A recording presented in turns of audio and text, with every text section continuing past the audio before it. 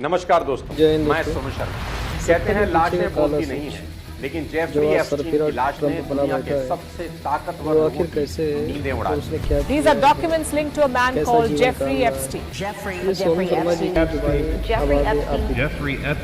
Epstein files दुनिया भर के कई पावरफुल लोगों का काला चिट्ठा है और एक ऐसे साम्राज्य की कहानी है जिसके सामने रावण की लंका भी शर्मा जाए। आज जब मैं इन एप्स्टीन फाइल्स के पन्ने पलटूंगा तो आपके रोंगटे खड़े हो जाएंगे। आपने आश्रम वेब सीरीज तो देखी होगी। बाबा निराला का वो चेहरा याद है जो बाहर से तो जपनाम जपनाम करता था, लेकिन भीतर काले कारनामों का समंदर लिए बैठा था। जेफरी एप्स्टीन उस बाबा निराला से भी 100 कदम आगे था। उसने पाखंड का ऐसा जाल बुना जिसमें दुनिया के सबसे ताकतवर लोग फंसते चले गए। इसकी शुरुआत होती है साल 1998 में। एक अमेरिकन फाइनेंसर जेफरी एप्स्टीन ने $8 मिलियन यानी करीब 65 करोड़ रुपए में कैरेबियन सागर में एक टापू खरीदा। टापू का नाम था लिटिल सेंट जेम्स। 75 एकड़ का यह टापू बाहर से किसी जन्नत जैसा दिखता था। सफेद रेत वाले खूबसूरत बीच, चारों तरफ हरियाली, महल जैसा आलीशान बंगला, लग्जरी स्विमिंग पूल्स, विलास और खुद का हेलीपैड। आसपास के लोग इसे पीडोफाइल आइलैंड के नाम से जानते थे, लेकिन इस स्वर्ग के पीछे एक ऐसा खौफनाक नर्क छिपा था जिसे सुनकर आपकी रूह कांप जाएगी। यहां 12 से 17 साल की मासूम बच्चियों की तस्करी होती थी और उनका यौन शोषण होता था, और वो लड़कियां वहां से भागने की सोच भी नहीं सकती थी क्योंकि चारों तरफ गहरा समुंदर और खूंखार पहरेदार थे। एक बार एक 15 साल की बच्ची ने तैरकर भागने की हिम्मत भी की और उसे बेरहमी से पकड़ लिया गया, मारा गया और उसका पासपोर्ट छीनकर उसे हमेशा के लिए पिंजरे में डाल दिया गया। पर सबसे बड़ा सवाल यहां आता कौन था? नाम सुनेंगे तो आपके पैरों के नीचे से जमीन खिसक जाएगी। इस आइलैंड की गेस्ट लिस्ट में दुनिया के वो लोग थे जिन्हें हम और आप महान मानते हैं। महान वैज्ञानिक स्टीफन हॉकिंग, ब्रिटेन के prince Andrew, comedian Chris Tucker. इस आइलैंड पर दुनिया के बड़े बड़े अरबपति लोगों और नामी गरामी लोगों के लिए पार्टीज आयोजित की जाती थी और उन्हें लड़कियां सप्लाई की जाती थी। और डोनाल्ड ट्रंप तो एप्स्टीन की पार्टियों की शान हुआ करते थे। एप्स्टीन का मॉड्यूस ऑपरेंडी बेहद शातिर था। वो गरीब परिवारों की नाबालिग लड़कियों को मॉडलिंग, मसाज थेरेपी, स्कॉलरशिप या करियर अपॉर्चुनिटीज का लालच देकर अपने नेटवर्क में खींचता था। फिर धीरे धीरे उन्हें हाई प्रोफाइल गैदरिंग में इंट्रोड्यूस करता था जहां पावर, मनी और साइलेंस तीनों का ऐसा कॉकटेल बनता कि सच बोलना करीब करीब नामुमकिन हो जाता। जो लड़कियां विरोध करती उन्हें धमकियां मिलती, जो भागने की कोशिश करती उनके डॉक्यूमेंट छीन लिए जाते और जो सच उजागर करना चाहती उन्हें लीगल प्रेशर, सेटलमेंट्स और सोशल कैरेक्टर असैसिनेशन का सामना करना पड़ता। यहां खेल सिर्फ वासना का नहीं था, ये पावर कंट्रोल मैकेनिज्म था। एक मामूली स्कूल टीचर जेफरी एप्स्टीन जो कभी बच्चों को मैथ्स पढ़ाता था, कुछ समय में अरबपतियों का फाइनेंशियल एडवाइजर बनकर 60 करोड़ के साम्राज्य का मालिक बन गया और जुर्म के दलदल में उतर गया। पर कहते हैं ना कि जुर्म का जहाज कितना ही मजबूत और बड़ा क्यों ना हो, उसकी बर्बादी के लिए एक छोटी सी दरार काफी होती है। साल 2005 में इस नर्क के साम्राज्य में पहली दरार पड़ी। फ्लोरिडा का पाम बीच इलाका। एक 14 साल की मासूम बच्ची अपने माता पिता के साथ पुलिस स्टेशन पहुंचती है। उसकी आंखों में खौफ तो था लेकिन कलेजे में हिम्मत थी। उसने जो पुलिस को बताया उसने पूरे अमेरिका को हिलाकर रख दिया। उसने पुलिस को बताया कि रॉयल पाम बीच हाई स्कूल में पढ़ने वाली उसकी क्लासमेट उसे एक दिन एक अमीर आदमी के घर लेकर गई। उसे कहा गया कि उसे उस अमीर आदमी को मसाज देनी है जिसके लिए उसे $200 से $300 मिलेंगे। एक 14 साल की बच्चे के लिए यह बड़ी रकम थी, लेकिन जैसे ही वो उस हवेली के अंदर पहुंची वहां जन्नत नहीं दरिंदगी खड़ी थी। उसने देखा कि जेफरी एप्स्टीन सिर्फ एक तौलिए में बैठा था। वो लड़की को अपने कपड़े उतारने को कहता है और फिर उसे मोलेस्ट करता है। जब पुलिस ने इस लड़की से पूछा, क्या तुम किसी और लड़की को जानती हो जो वहां गई हो, तो उस लड़की ने 2 और लड़कियों के नाम बताए। जब पुलिस उन 2 लड़कियों के पास गई और उनसे पूछा, क्या तुम किसी और को जानती हो जो वहां गई हो, तो 4 और नाम सामने आए। अब जब पुलिस इन 4 लड़कियों के पास जाकर पूछती है, क्या तुम किसी और को जानते हो, तो 8 और नाम सामने आए।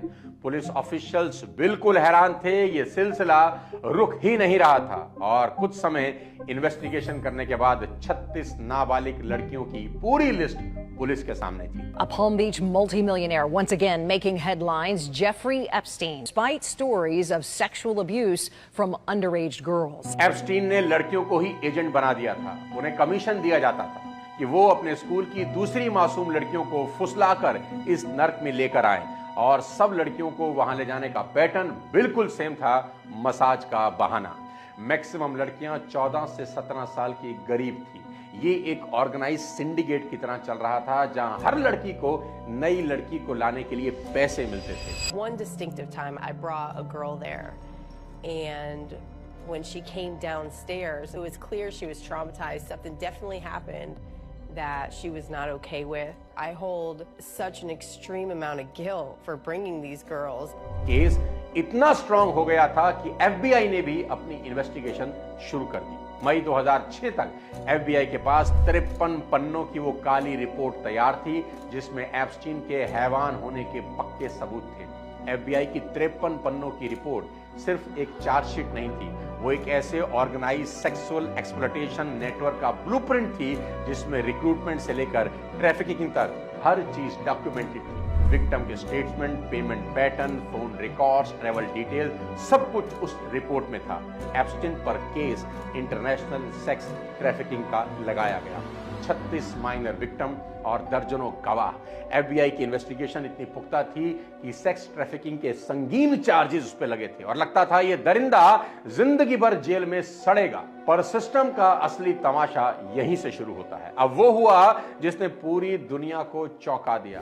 मियामी के अटॉर्नी अलेक्जेंडर एकोस्टा ने बंद कमरों में एप्स्टीन के वकीलों के साथ एक कंट्रोवर्शियल प्ली डील कर ली।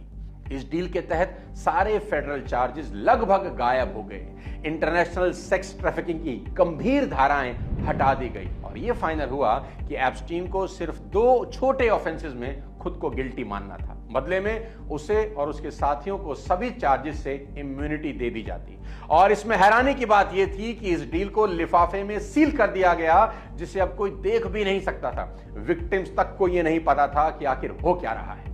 30 जून 2008 को एप्स्टीन को कोर्ट में पेश किया जाता है और डील के मुताबिक बड़े मासूम अंदाज में वो खुद को 2 चार्जेस में गिल्टी मान लेता है और उसे सिर्फ 18 महीने की सजा होती है। 36 बच्चियों की चीखों को कुछ हाई प्रोफाइल लोगों ने सेटिंग करके चंद कागजों के नीचे दबा दिया और एप्स्टीन को मिली सिर्फ 18 महीने की सजा। और सजा भी कैसी, जनाब को वर्क रिलीज मिला, यानी वो सुबह ऑफिस जाता, दिन भर ऐश करता, अपने बिजनेस डील करता और रात को सिर्फ गेस्ट अपीयरेंस देने जेल चला जाता। क्या बात है। ये जस्टिस के नाम पर सबसे बड़ा तमाचा था। और हैरान करने वाली बात एक और है कि सजा पूरी होने के 5 महीने पहले यानी जुलाई 2009 में उसे रिहा कर दिया गया। ये सब हुआ उस सीक्रेट डील की वजह से जो एप्स्टीन के वकीलों और मियामी के अटॉर्नी अलेक्जेंडर एकोस्टा के बीच हुई थी। लेकिन अब मैं जो आपको बताने जा रहा हूं उसे सुनकर आपके पैरों के नीचे से जमीन खिसकने वाली है। यही अलेक्जेंडर एकोस्टा आगे चलकर एप्स्टीन के दोस्त डोनाल्ड ट्रंप की पहली सरकार में सेक्रेटरी ऑफ लेबर बन गए। Our Secretary of the Department of Labor will be Mr. Alex Acosta. और यहाँ एप्स्टीन की रंगीन पार्टियां फिर से शुरू हो गई उसी आइलैंड पर जो उसकी अय्याशी का अड्डा था। पावरफुल लोगों का वहां आना जाना वैसे ही लगा रहा जैसे कुछ हुआ ही ना हो। पर कहानी यहां खत्म नहीं होती। विलेन बच के अभी निकला नहीं, क्योंकि कोई है जो उसकी मौत की स्क्रिप्ट चुपचाप लिख रहा था। उसका नाम था जूली के ब्राउन। एक पत्रकार की कलम अरबों डॉलर के साम्राज्य पर हथौड़ा बनकर गिरती है। साल 2018 में मियामी हेरल्ड न्यूज़पेपर में उनकी investigation series perversion of justice publish होती है। और सच मानिए ये सिर्फ रिपोर्ट नहीं थी, ये सिस्टम के चेहरे पर पड़ा वो तमाचा था जिसकी गूंज वॉशिंगटन से लेकर वॉल स्ट्रीट तक सुनाई दी। 9 साल, पूरे 9 साल तक जूली ने उन फाइलों को खंगाला जिन्हें सिस्टम ने दफन कर दिया था। विक्टिम्स को ढूंढा, उनके बयान जोड़े, कोर्ट डॉक्यूमेंट निकाले, सीक्रेट डील की पर्दे उधेड़ी और जब रिपोर्ट सामने आई तो दुनिया ने पहली बार साफ देखा कि कैसे एक स्वीट हार्ट डील ने न्याय का गला घोंट दिया। उस रिपोर्ट में उन 8 पीड़ित लड़कियों के दर्द भरे इंटरव्यू थे। किसी ने बताया कैसे उनके सपनों के बदले उनकी अस्मिता छीनी गई। किसी ने बताया कैसे पैसों के लालच में फंसाकर उसे बार बार उसी नर्क में धकेला गया। और किसी ने कहा हमें लगा था कि सिस्टम हमें बचाएगा, पर सिस्टम ने उसे ही बचा लिया। जब ये रिपोर्ट पब्लिक डोमेन में आई तो जनता का गुस्सा ज्वालामुखी बन चुका था। सवाल हर जगह गूंजने लगे कि एप्स्टीन अकेला कैसे बचा, उसके क्लाइंट क्यों नहीं पकड़े गए, गुप्त डील किसके दबाव में हुई। पब्लिक प्रेशर इतना बड़ा कि अथॉरिटीज को केस दोबारा खोलना पड़ा। और फिर जुलाई 2019 न्यूयॉर्क का टीटर बोरो एयरपोर्ट एप्स्टीन का प्राइवेट जेट उतरता है, लेकिन इस बार उसे लेने लग्जरी कार नहीं, FBI एजेंट खड़े थे। उसे वहीं से अरेस्ट कर लिया जाता है और चार्जेस लगाए जाते हैं फेडरल सेक्स ट्रैफिकिंग के, जिसमें उसे कम से कम 45 साल की सजा होती है। Billionaire financier Jeffrey Epstein has been arrested, charged with sex trafficking involving underage girls. He could face up to 45 years behind bars. लेकिन फिर आया इस कहानी का सबसे बड़ा ट्विस्ट। अगस्त 2019 की सुबह न्यूयॉर्क की सबसे सुरक्षित जेलों में एक मेट्रोपॉलिटन करेक्शनल सेंटर के अंदर एप्स्टीन की लाश मिलती है। इसे दुनिया के सामने एक सुसाइड बताया गया। पर जरा इन अजीब इत्तेफाकों पर गौर करिए। जिस रात एप्स्टीन की मौत हुई उस रात सेल के बाहर लगे CCTV कैमरा अचानक खराब हो गए। नियम के मुताबिक गार्ड्स को हर 30 मिनट में एप्स्टीन को चेक करना था, लेकिन उस रात दोनों गार्ड्स गहरी नींद में सो गए। कमाल की बात है। अब यह बात फैलने लगी कि उसका मर्डर हुआ है और इस बात को डोनाल्ड ट्रंप के सपोर्टर ही फैला रहे थे। और डोनाल्ड ट्रंप ने भी एक ट्वीट को रीट्वीट किया कि एप्स्टीन ने सुसाइड नहीं किया बल्कि उसका मर्डर हुआ है, क्योंकि उसके पास पूर्व राष्ट्रपति बिल क्लिंटन के कुछ राज थे, इसलिए बिल क्लिंटन ने उसका मर्डर करवा दिया है। 2024 के चुनाव में ट्रंप ने सीना ठोक कर बोला कि जैसे ही मैं राष्ट्रपति बनूंगा एप्स्टीन की सारी फाइलें पब्लिक कर दूंगा। लोगों को लगा कि अब दूध का दूध और पानी का पानी होगा। जनवरी 2025 में डोनाल्ड ट्रंप राष्ट्रपति बन गए। पूरी दुनिया की नजरें अब उन फाइलों पर टिकी थी, लेकिन जुलाई 2025 आते आते हवा बदल गई। ट्रंप के जस्टिस डिपार्टमेंट ने अचानक एक एडवाइजरी जारी करी। एप्स्टीन की कोई क्लाइंट लिस्ट मौजूद ही नहीं है और जो ट्रंप कल तक इन फाइलों के लिए लड़ रहे थे वो अब इसे बोरिंग इशू और डेमोक्रेटिक पार्टी का ढकोसला बताने लगे। Pretty boring stuff. Democrat hoax that never ends. उन्होंने यहां तक कह दिया कि FBI को इन फालतू कामों के बजाय वोटर फ्रॉड पर ध्यान देना चाहिए। एलन मस्क ने ट्वीट किया कि ट्रंप का नाम खुद इन फाइलों में है, इसलिए वो उसे पब्लिक नहीं करना चाहते। हालांकि बाद में एलन मस्क ने इस ट्वीट को भी डिलीट कर दिया। पर आखिर ऐसा क्या था जो ट्रंप को पीछे हटने पर मजबूर कर रहा है? दरअसल ट्रंप और एप्स्टीन की दोस्ती 20 साल पुरानी थी। 80 के दशक से 90 के दशक तक ये दोनों एक दूसरे के बंगलों, ऑफिसों और पार्टियों की शान हुआ करते थे। एप्स्टीन के एक पूर्व एम्प्लॉय ने कहा कि 90 के दशक में ट्रंप और एप्स्टीन हफ्ते में कम से कम 3 बार फोन पर बात करते थे। मॉडल स्टेसी विलियम जो एप्स्टीन की गर्लफ्रेंड थी, उसने यहां तक कहा कि 93 में जब वो एप्स्टीन के साथ ट्रंप टावर गई तब ट्रंप ने उन्हें गलत तरीके से छुआ और एप्स्टीन वहां खड़ा ये देख रहा था। एक और विक्टिम ने यह भी बताया कि जिन पार्टियों में उसके साथ दरिंदगी हुई वहां ट्रंप मौजूद थे। खुद ट्रंप ने अपनी किताब में एप्स्टीन के लिए लिखा, to Jeff you are the greatest. अभी 3 महीने पहले नवंबर 2025 में अमेरिकी पार्लियामेंट यूएस कांग्रेस में एक बिल आया कि 30 दिन के अंदर एप्स्टीन की सारी फाइलें खोलनी होगी। 19 दिसंबर 2025 को जब फाइलें बाहर आई तो वो खुलासा कम और धोखा ज्यादा थी। फाइलों के पन्ने काले मार्कर रिडक्शन से रंगे हुए थे, लेकिन सोशल मीडिया के दौर में डिजिटल हैक्स की मदद से जब उन काली लाइनों के पीछे झांका गया तो बिल क्लिंटन से ज्यादा नाम डोनाल्ड ट्रंप का उछला। पता चला कि ट्रंप ने एप्स्टीन के प्राइवेट प्लेन में 8 बार ट्रेवल किया, जबकि वो हमेशा इससे इनकार करते रहे। एक ईमेल में एप्स्टीन ने लिखा कि ट्रंप को सब पता था कि वहां क्या हो रहा है, लेकिन वो खामोश रहे। और सबसे खौफनाक खुलासा यह था कि एक लिमोजिन ड्राइवर ने FBI को बताया कि 1995 में ट्रंप फोन पर एक लड़की के शोषण की बात कर रहे थे।